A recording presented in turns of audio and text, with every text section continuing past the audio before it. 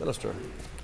The PSNI have published the final number of applications received, with just under 30% of applications from members of the Catholic community. Whilst this is comparable to previous campaigns, I would wish to see figures more reflective of the wider community.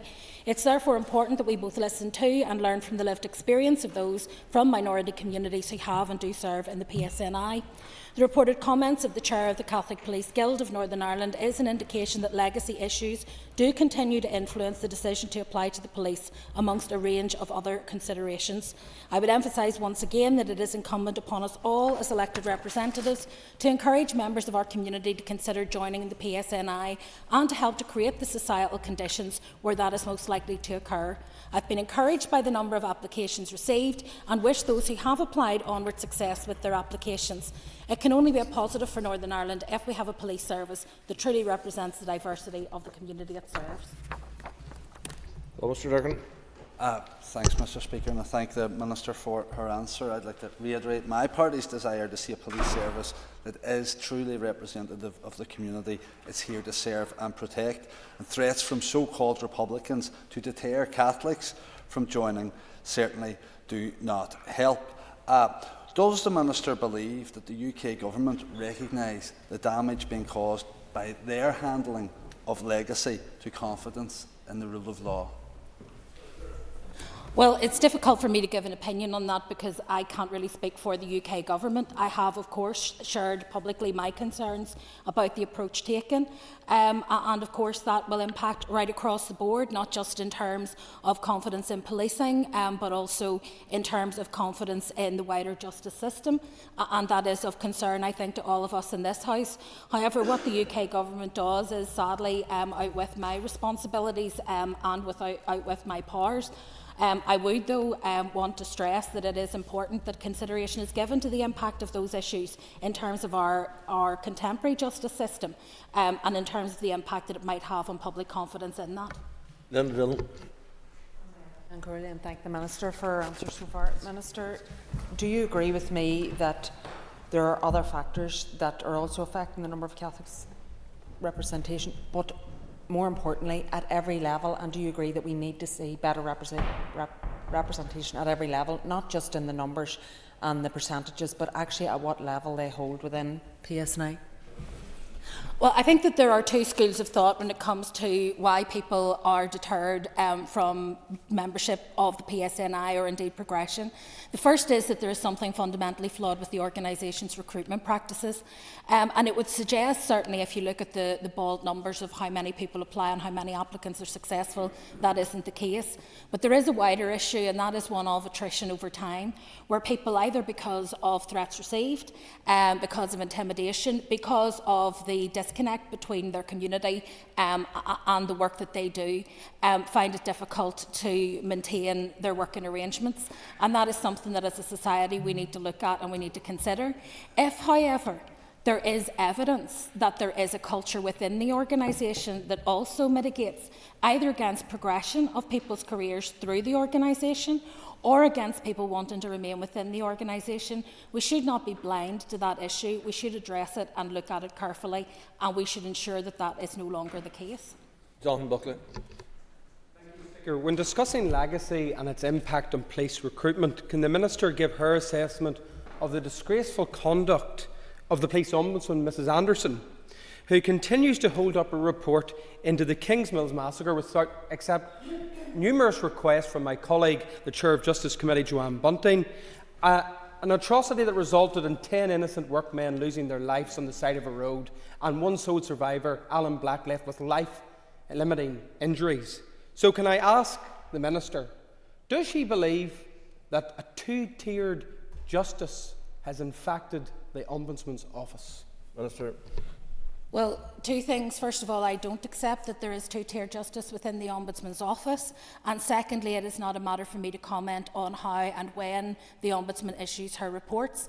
I'm aware that she is currently processing a number of legacy reports. There is a deadline for those to be issued, and it is her intention to comply with the deadline. But beyond that, I would suggest that the member should take up his issue with the Ombudsman. Peter McReynolds. thank the Minister for her response. Does the Minister agree with me that the racist commentary on social media during the recent recruitment campaign was completely unacceptable?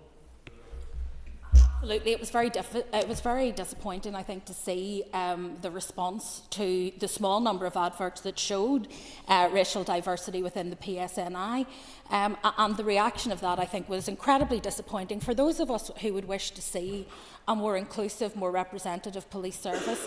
Because let's be clear, an inclusive and representative police service will also be more effective, and that will be able to connect with those members of the public that it serves and seeks to protect. I think it's also been a disgrace to see the many anti-PSNI posters that have appeared during that campaign and threats on new officers within the community.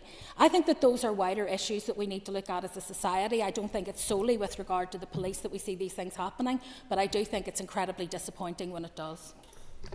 Mr. Gaston. Mr. Speaker, can the Minister assure us here today there will be no return to discrimination on the basis of 50-50 recruitment? Minister. I'm not convinced that we have reached the point where we need to reconsider the introduction of 50-50 recruitment. However, the member will be aware that as a Minister I must remain open to that request should it be presented to me when it comes either from the Policing Board or from the Chief Constable. When previously utilised, it was linked to a severance scheme, and of course that was established as temporary measures to hasten the restructuring of policing at that time.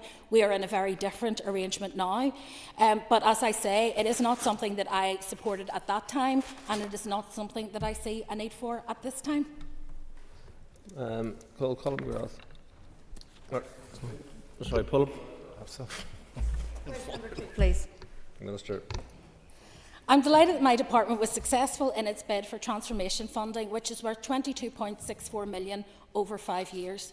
The funding will be used in efforts to speed up and transform the criminal justice system and to modernise electronic monitoring.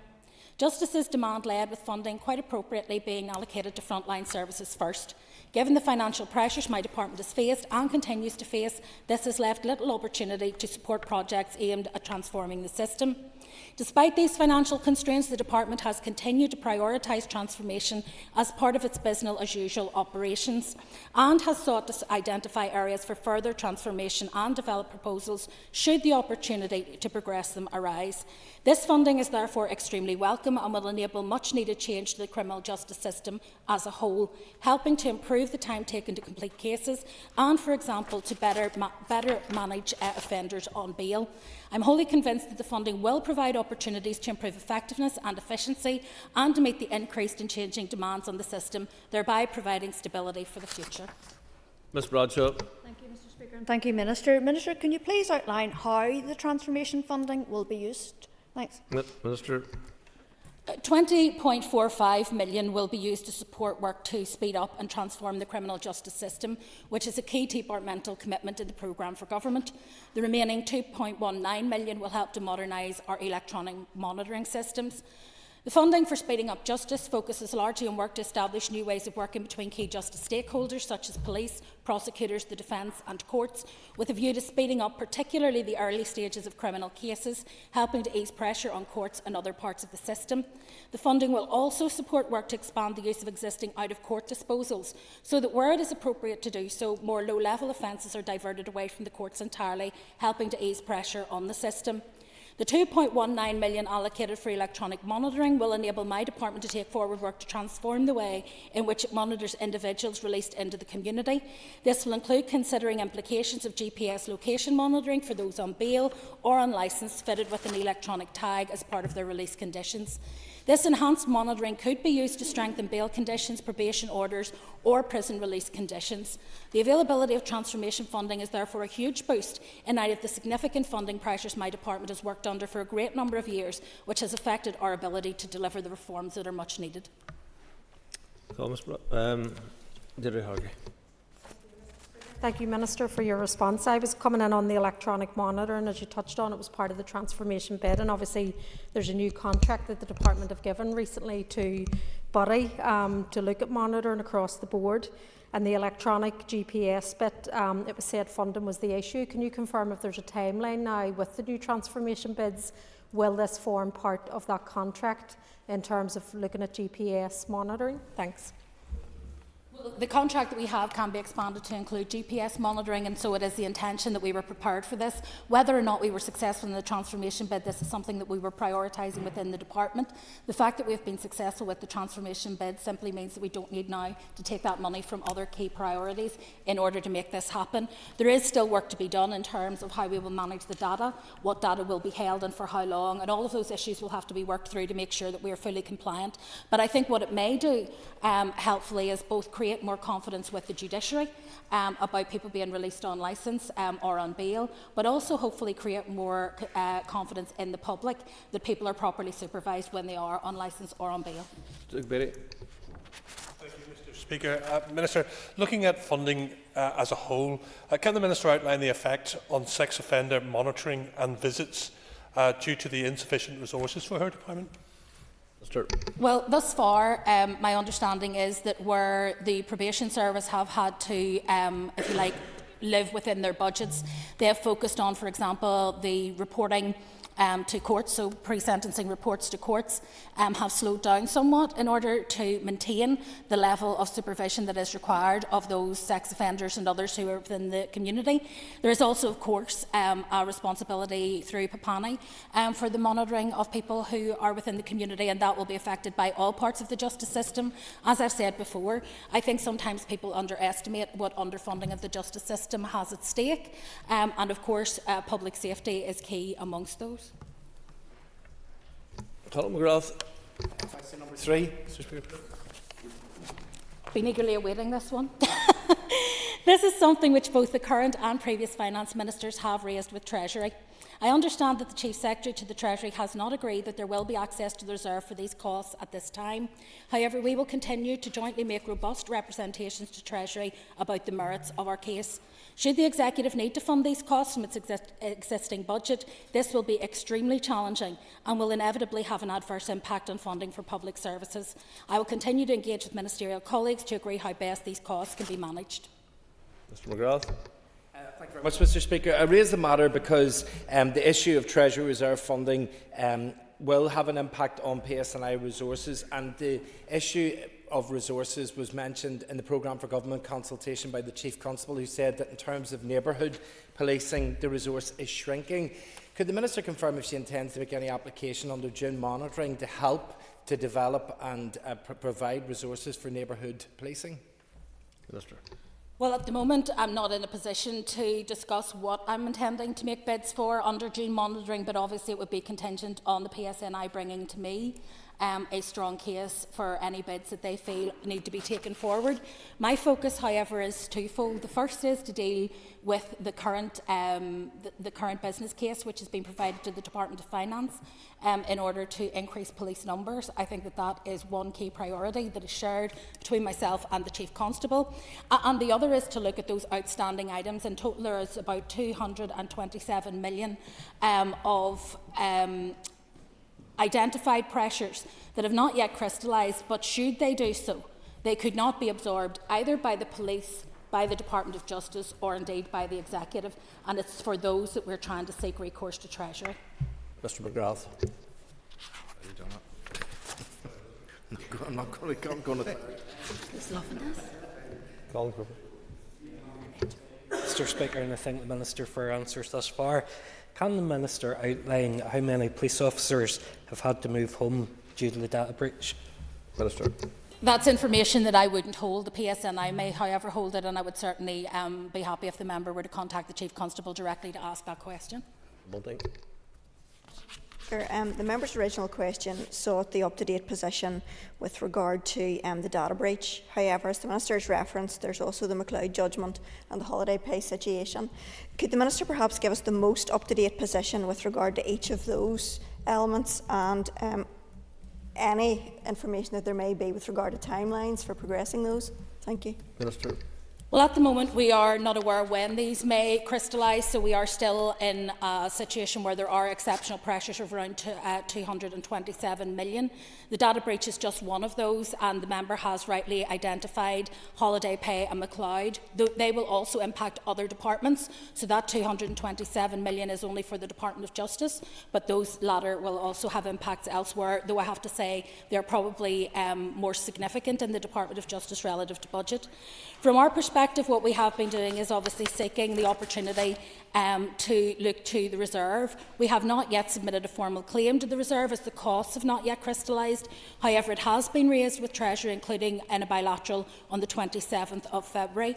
At that point, the Chief Secretary of the Treasury's position is that they don't meet the criteria for a reserve claim as set out in the funding policy, which is that a devolved administration faces exceptional and unforeseen domestic costs which cannot be reasonably absorbed within existing budgets or managed using the additional tools and powers available to them without a major dislocation of existing services.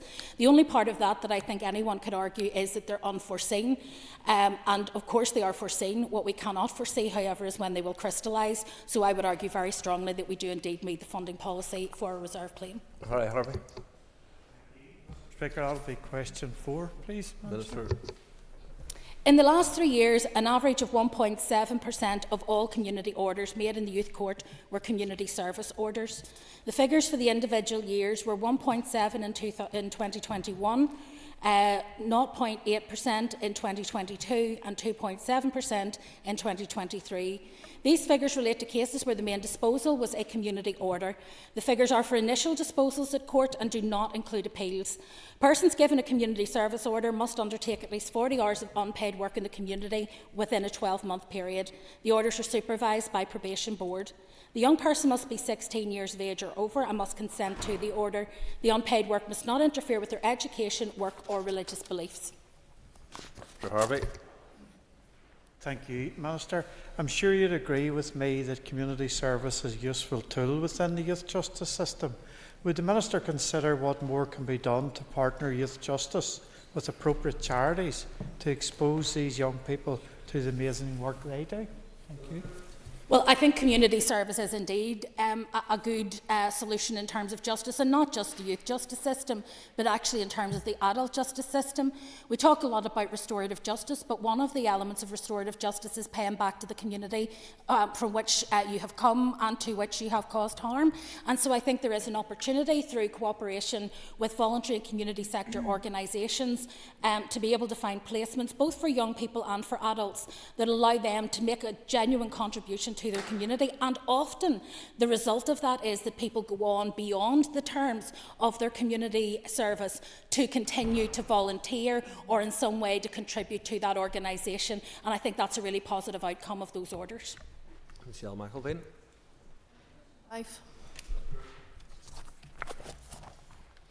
My department has been working with partners and stakeholders to develop arrangements to test pre-recorded cross-examination in response to the Gillen Review report recommendation. Significant progress has been made through a cross-organisational PRCE working group. For example, a draft process map has been developed, a broad approach to pre-agreed questions has been agreed, including by defence representatives, and much of the detailed work through on how sessions will be managed and recorded, although the technical aspects of recording and editing are yet to be finalised. Progress has also been made in the area of disclosure, which is a key consideration within PRCE.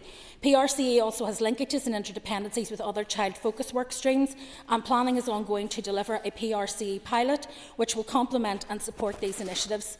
An impact evaluation of similar work in England and Wales has recently been published. My officials are considering the findings of this report to gather any insights for Northern Ireland. Launch of a Pathfinder project will, however, be subject to the agreement of partner organisations and securing relevant funding. Ms. McElveen. Thank the Minister for her answer. This was just one of 253 recommendations of the Gillen Review, which was published in 2019.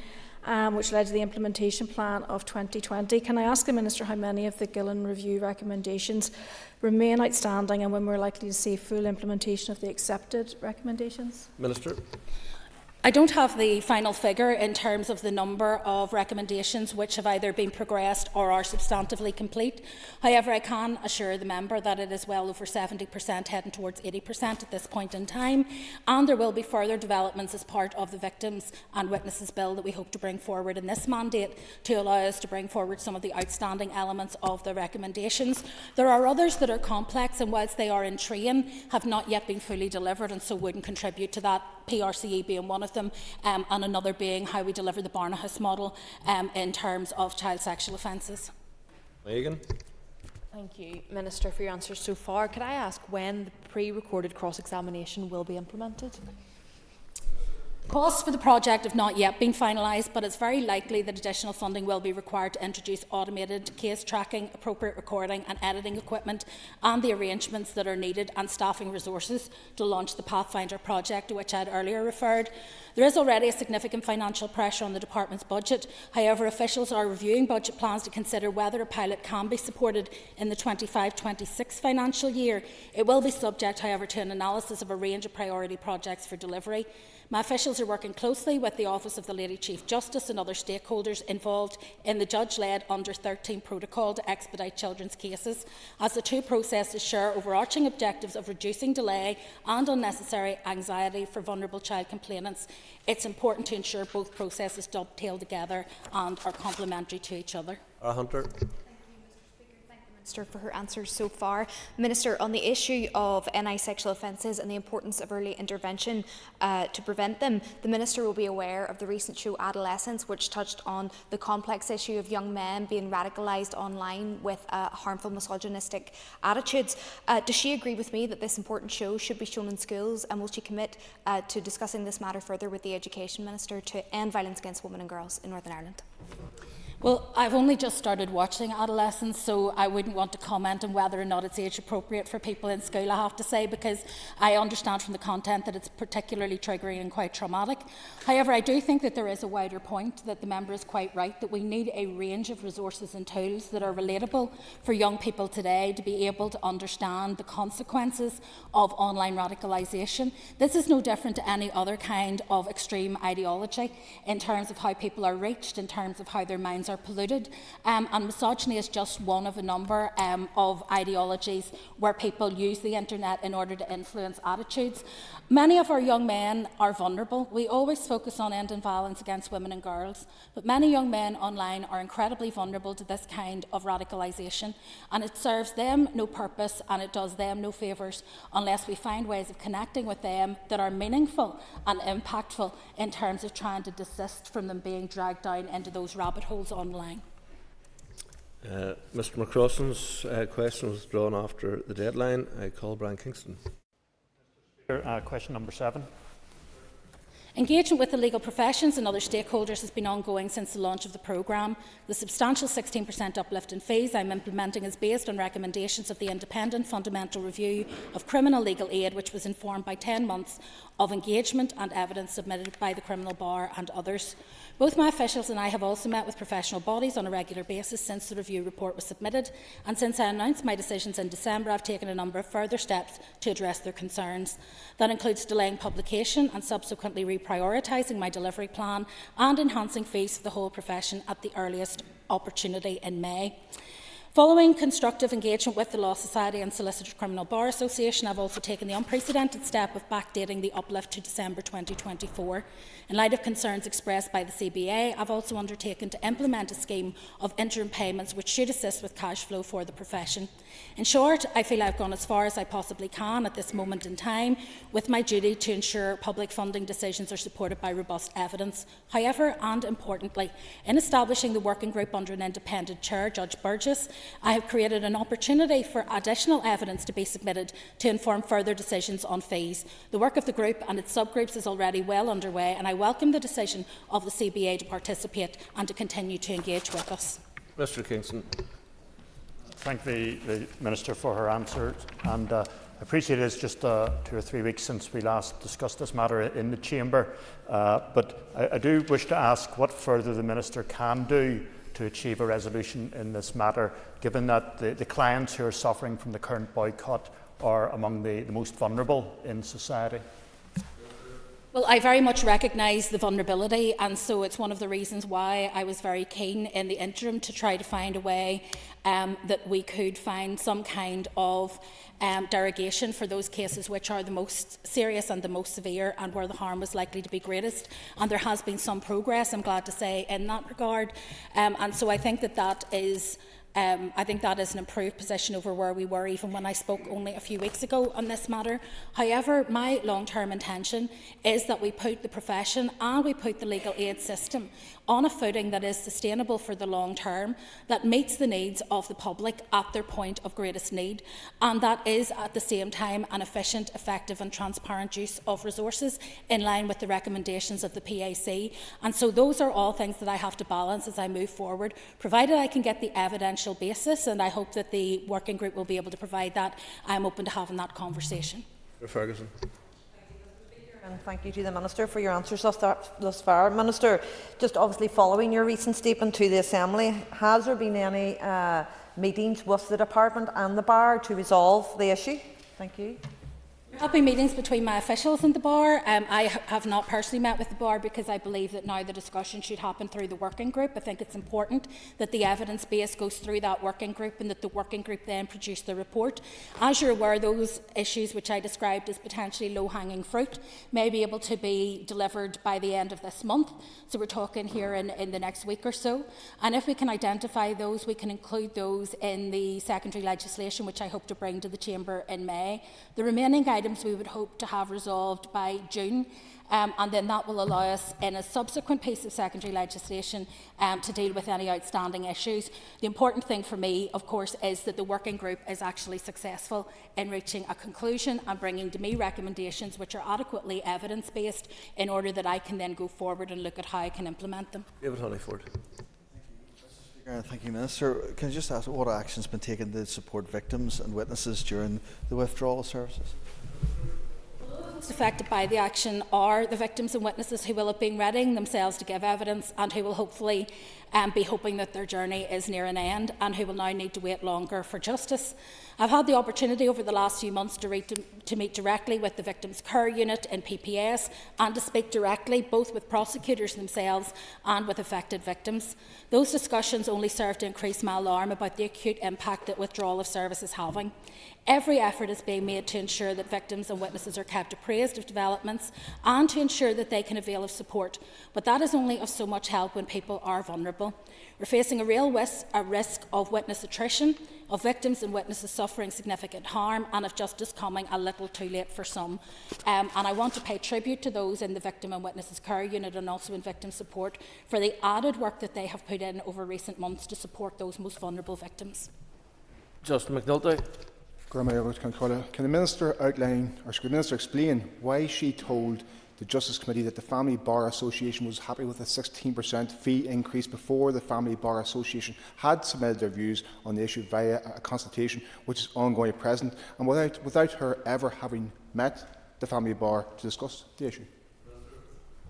Well, I think what I said was that the remainder of the bar had not taken action in response to the 16% and that we had applied it across all sections of the bar. Remember, the 16% was originally recommended only for the criminal bar. It was a decision that I made to do the uplift right across the entire bar and ensure that all parts of the bar were treated equitably. I doubt there is anyone in the bar who would not welcome a 16% uplift, but there will of course be other opportunities through the reform process for us to look at other significant and distinct parts of the bar if they're able to make their case based on evidence, as was the case for the criminal bar. It's also the case to say that we had already looked at things we could do in terms of immigration solicitors, and we have moved ahead with that and are now working with those immigration solicitors in order to resolve their issues, because there is a particular complexity in those cases that the 16% doesn't fully reflect. So I think what I've shown myself to be is fair and equitable in terms of how I have applied the 16%, but also open to listen to a case where it's evidence-based. Mr Tennyson. Question number 8, Mr Speaker. I believe the Sexual Offences Legal Advisor Scheme has had and continues to have an overwhelmingly positive impact for victims in serious sexual offence cases. The SOLA service, funded by my department and delivered by solicitors employed by Victim Support NI, has provided free independent legal advice to 2,000 victims since its launch in April 2021. Victims have told me directly how valuable access to such advice has been. A high-level evaluation conducted after the first year of the pilot found stakeholders largely agreed the pilot was meeting its objectives of improving the experience of complainants going through the criminal justice system and leading to enhanced confidence in the process.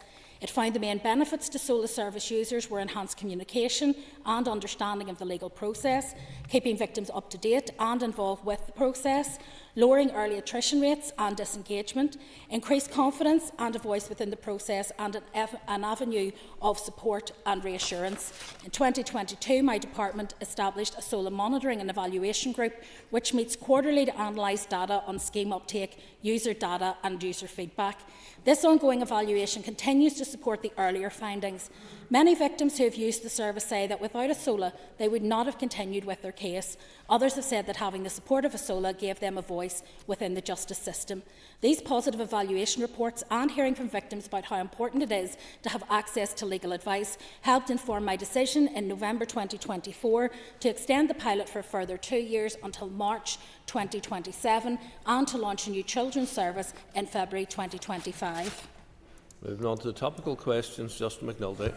I thank the Minister for her answers thus far. Can the Minister confirm if research carried out in fulfilment of Section 29 of the Domestic Abuse and Civil Proceedings Act formed part of her department's evidence base for the Enabling Access to Justice Reform Programme, and have the reports been laid before the Assembly as set out in Section 29? Answer that question today, as I don't have the details to my fingertips, but I'm happy to write to the member with the details he's requested. Mr. McNulty. Minister, your department has been unable or unwilling to confirm a timeline for publication of those reports. Can you do so now, and can you advise whether it is proper for these reports to be used as evidence by her department without being made available to this Assembly? It is entirely appropriate that we should be able to use whatever evidence we have from any reports that we have developed, and that is a given.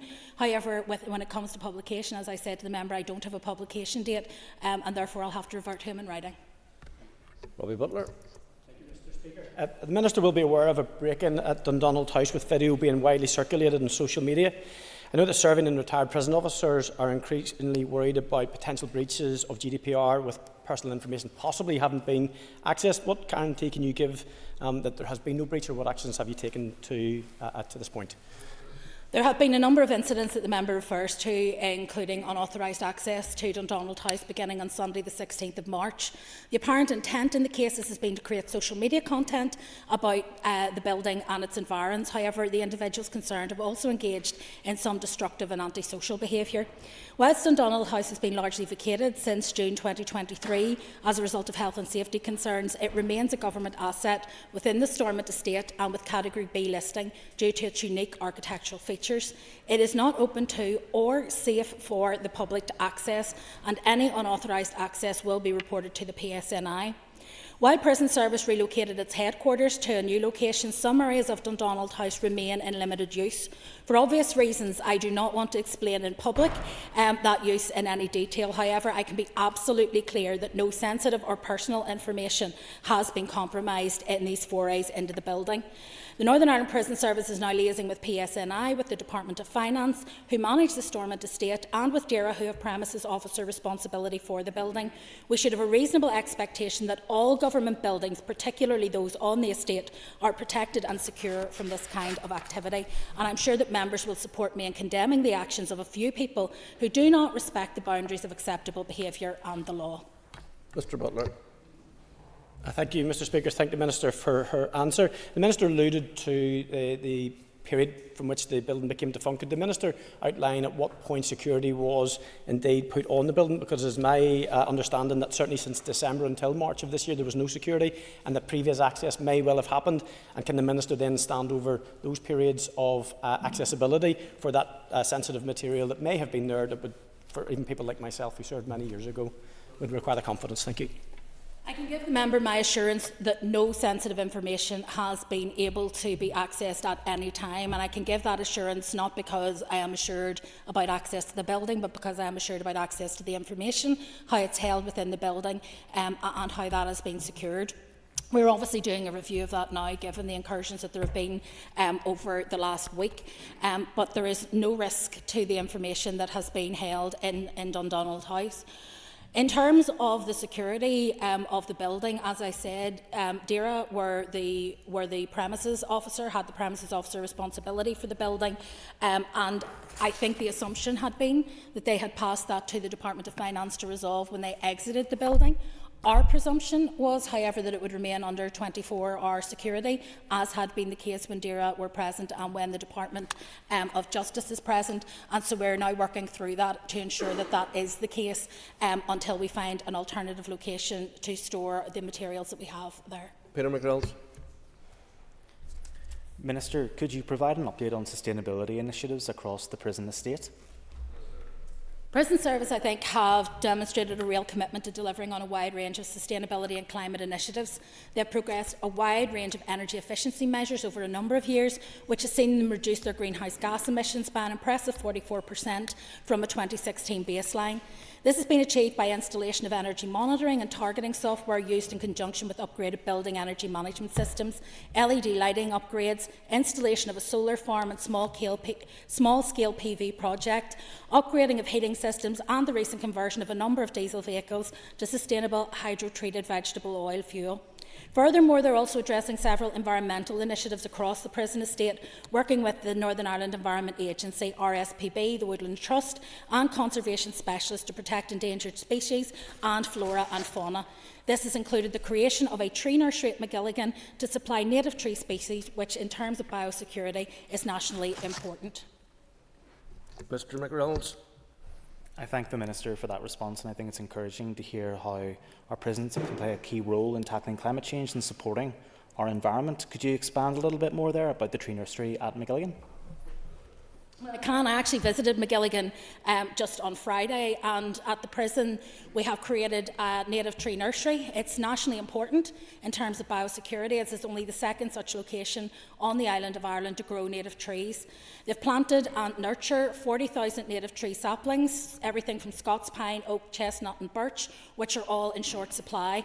The Justice for Woodlands project is a joint venture between Magilligan Prison, the local Benevna Landscape Partnership, the Woodland Trust and Causeway Coast and Glens Trust. Last year, 7,000 of these trees were transferred from the prison and planted in the local area, which included a scheme to prevent erosion on the banks of a local river. Northern Ireland is one of the least wooded countries in Europe. Previously, a lot of the tree stock had to be imported. Having a native tree nursery produced from local seeds for local projects is a really important step forward. David Brooks. Thank you, Mr Speaker, and I thank the Minister for her answers so far. Minister, at times of community tension in East Belfast, particularly at interfaces, or where there's incident, youth workers find themselves stepping in to fill the gaps where consistent police presence can be lacking, particularly if they've been pulled to other parts of the city or other priorities. How can your department work to ensure that those community organisations, when they are undertaking that work, are appropriately supported? Minister. Well, I'm happy to meet with the member to discuss any specific issues within the East Belfast area, but I am conscious that across the city there have been a number of disturbances at interfaces. Not all have been the normal interface disputes. Some have been due to roving gangs of young people who collect and assemble around the interfaces and engage often initially in social activity at the interface, and then it moves on to something slightly more sinister. I think it's important, first of all, to look at the money that we give to the PCSPs in terms of the work that they do to support interface work, as well as the work that goes through the Department of Education in the Tackling Paramilitarism programme, which again does work with young people at risk of offending. So there are lots of opportunities where we can get involved if we know where those particular problems are, because ultimately it is much better that we prevent rather than that we convict people for those offences. We don't want our young people to have criminal convictions and criminal records. We want them to grow up healthy and safe and free of intimidation or threat. Mr Brooks. And some of that approach to policing is undertaken by some of our very good neighbourhood policing teams. And some of the frustrations that I have fed back to me from the community, as I'm sure you have, is that officer rotations happen at times all too frequently, and at times whenever trust and relationships have only been built, the trust and relationship that makes those relationships possible. Is there anything you can do to encourage a consideration of how that works, and whether there's greater stability can be brought to neighbourhood policing teams? Minister. I think this is an issue that you'll know Ginny raised in the recent inspection report around policing, about abstraction of neighbourhood officers from their routine duties in communities in order to take on other roles at key points in time. And given the numbers of officers that we have at the moment, that is an almost inevitable consequence of the low numbers. So the first thing that I can do is to try to get the business case through the Department of Finance approved, so that we can, over the next 5 years, start to build our numbers back up again, and I think that will make a huge difference. I think the other thing to say is that where communities do have that engagement, they very much welcome it, and they find that the level of engagement, the quality of the engagement and the helpfulness of the officers is something that they welcome.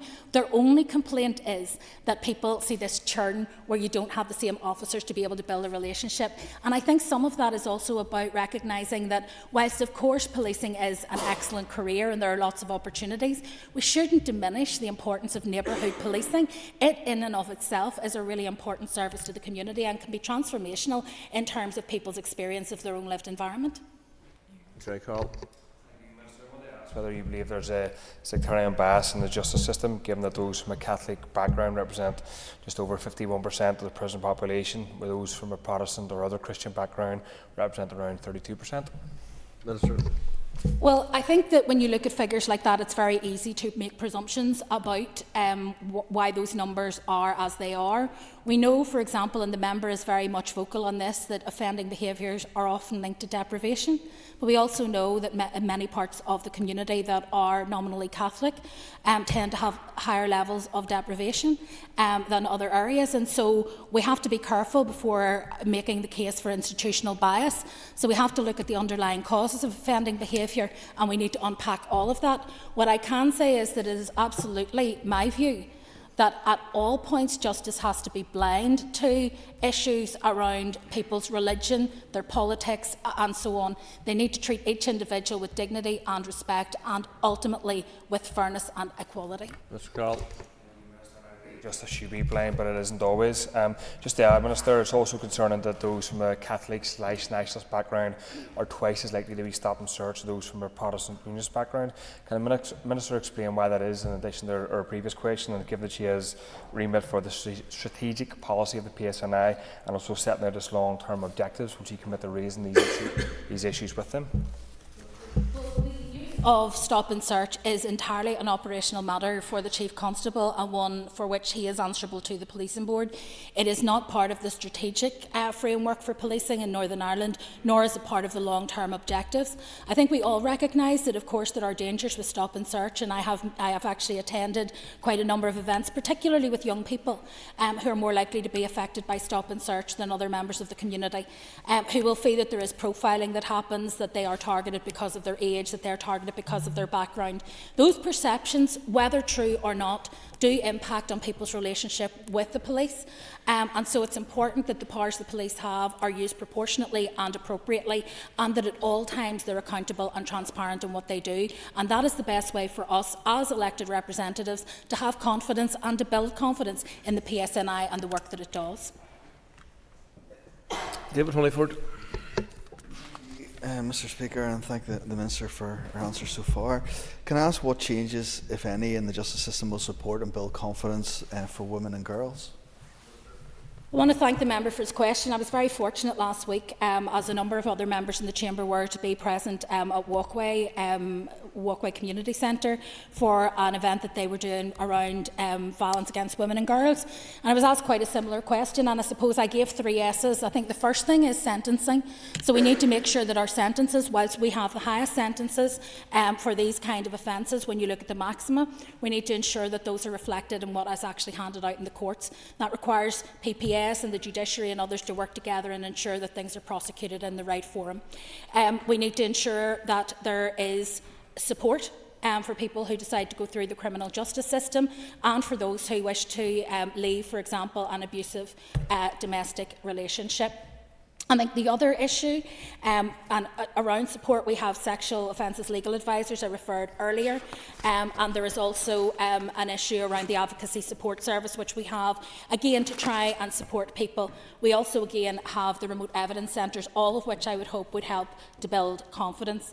And then I guess the other element for me is about survivorship, how we ensure that people who have been victims either of sexually motivated crime, domestic abuse or violence, or indeed any other kind of violence against women and girls can move from being a victim, where they still feel under the control of the perpetrator, to being a survivor, where they feel that they've regained control and agency in their lives. I think one of the key things that we're looking at in that regard is around how we can deal with issues around disclosure in cases and allowing people to exercise privacy, and also how we can deal with, for example, the right of a victim to read out their victim impact statement in court so that they're not denied a voice, which so often happens. I think if we do those things, amongst others, we will be able to transform how people experience the justice system. But most of all, we need to speed up justice, because until justice is effective and efficient in its delivery, people will not have confidence in the system. Thank you. That draws to a conclusion.